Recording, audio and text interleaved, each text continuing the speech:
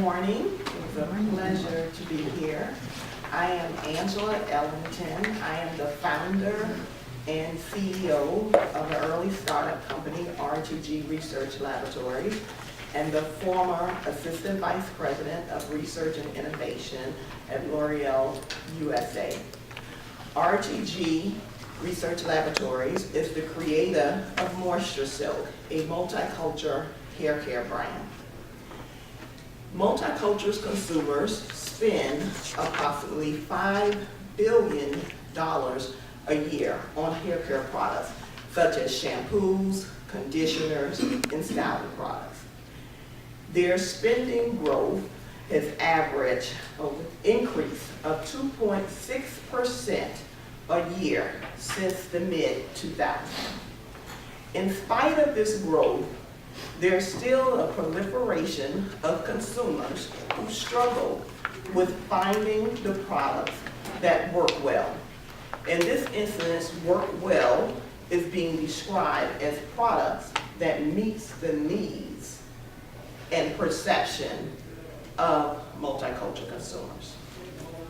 RTG Research Laboratories has developed a methodology using a software system to analyze consumer insights and instrumental data. This analysis will include the correlation of consumer needs and perception of healthy hair.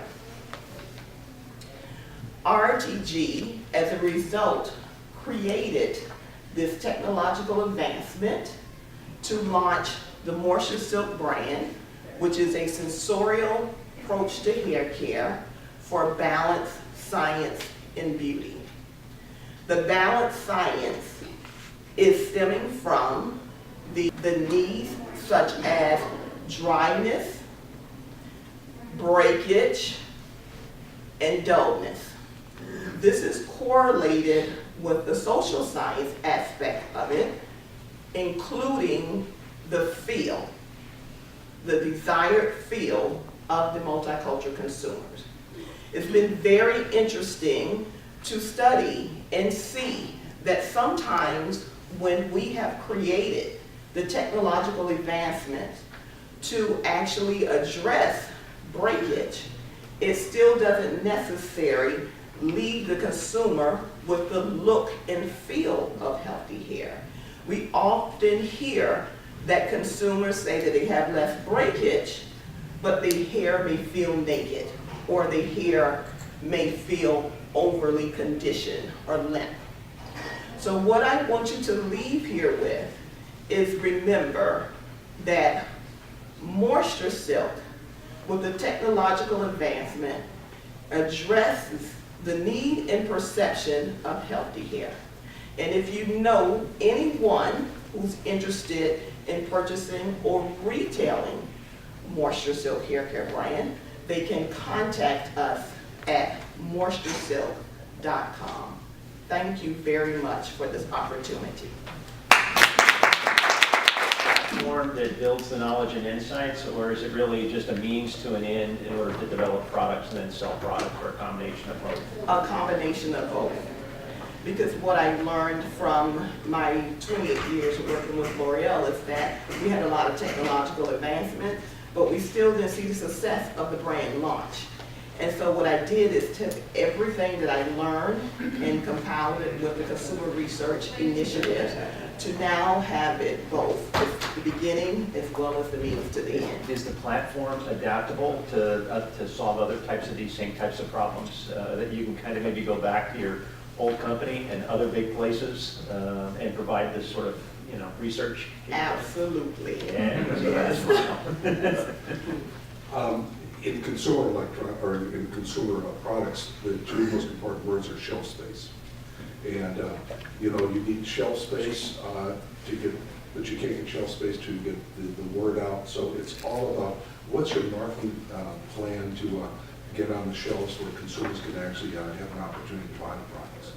Yes, it's been quite interesting. I'm actually doing it in the reverse order in a certain instance because I've already had retailers such as Sally's and Target approach me. But with my marketing plan, what we decided to do is increase consumer awareness and engagement. Because with this interest from Sally's and Target, it comes with a limited time period. So for instance, they will give you a 100-door store test for 90 days. But you don't want to necessarily do on a massive scale a 100-door store test within 90 days if you do not have the enhanced consumer awareness and engagement. So the strategy now is to build locally, to have Atlanta embrace Moisture Silk, and then from there we would expand nationally. Yeah, I just call that an epicenter model. You start locally and then move out. I think that's a great strategy.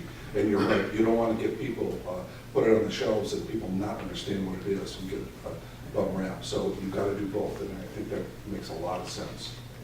That's like a been there, done that type of thing, right? You've learned. So describe your customer discovery process. What did you do to get out in front of lots of customers to really understand what it was you're trying to create? What I actually did is call on former colleagues who actually decided to start their own business prior to me. And when I say former colleagues, colleagues that are in marketing or also in sales, and they actually shared with me and gave very good insights of the type of venues in which I need to be present to get the word out and to speak with consumers. Of course, this is in addition to social media, good presence on Instagram as well as Facebook, also specifically targeting college students because the base target age is millennials.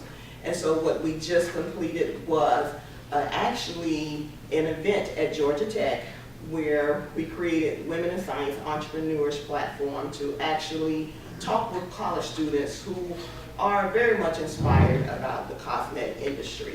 So those are the type of events and approach that we have taken to actually reach our consumer. During that process, did you ever pivot? Did you ever start down this path and based on the customer discovery, decide maybe you need to change course? Real quick answer.